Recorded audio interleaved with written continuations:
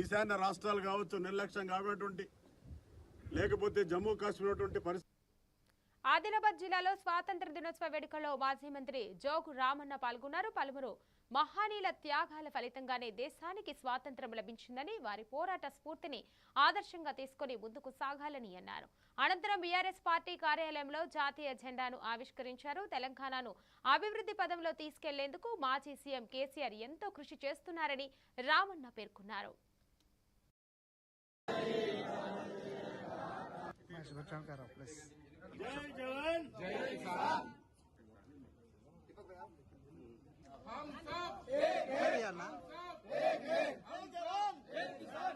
ప్రజలందరికీ 80వ స్వతంత్ర దినోత్సవ సందర్భంగా శుభాకాంక్షలు తెలియజేస్తా ఉన్నాను.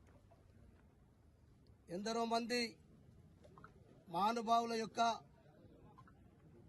మరి ఈనాడు మహాత్మా గాంధీ గారు కావచ్చు, అనేక మంది వారి నేతృత్వంలో మరి అనేక మంది ప్రాణాలు ఇచ్చి కూడా మన భారతదేశాన్ని స్వతంత్ర భారతదేశంగా అందుకొరకు ఈరోజు కులాలకు మతాలకు అతీతంగా ప్రతి ఒక్కరం కూడా కలిసి మన భారతదేశాన్ని భుజం తట్టి మరి ముందుకు తీసుకుపోతున్న సందర్భంలో ఈయన మన సందర్భం కల్పించినటువంటి ఆ మహనీయులకు తప్పకుండా శ్రద్ధాంజలి కూడా ఘటించవలసిన అవసరం ఉంది.